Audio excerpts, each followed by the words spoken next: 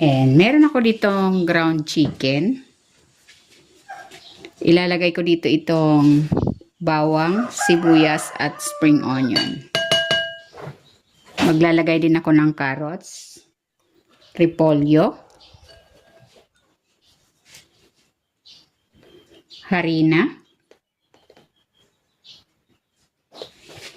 Maglalagay din ako ng isang egg. Titimplahan ko ito ng asin, paminta, nor seasoning, ito optional lang, at maglalagay ako ng sesame oil.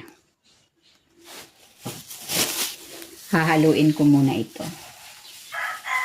Kung hindi ka pa nakapag-subscribe sa aking channel, please subscribe at i-click mo na rin ang notification bell para lagi kang updated sa aking latest recipes.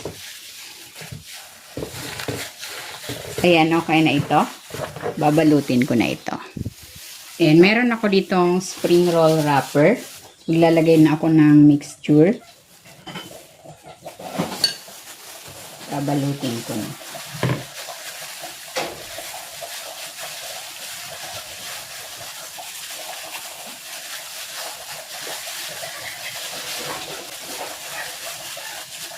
Maglalagay ako ng harinang tinunaw sa tubig pandikit. And ganyan lang. Ulitin ko lang ang proseso hanggang sa maubos yung chicken mixture. Magpipirito na ako.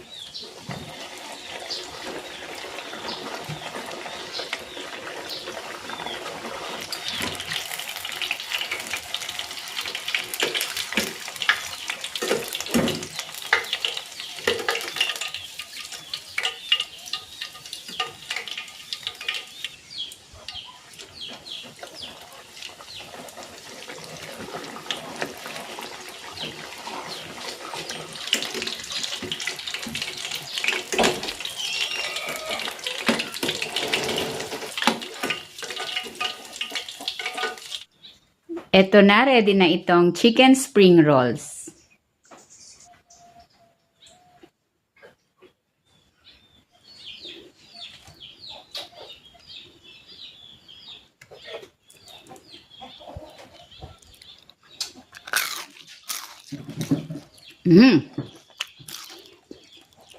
Sarap.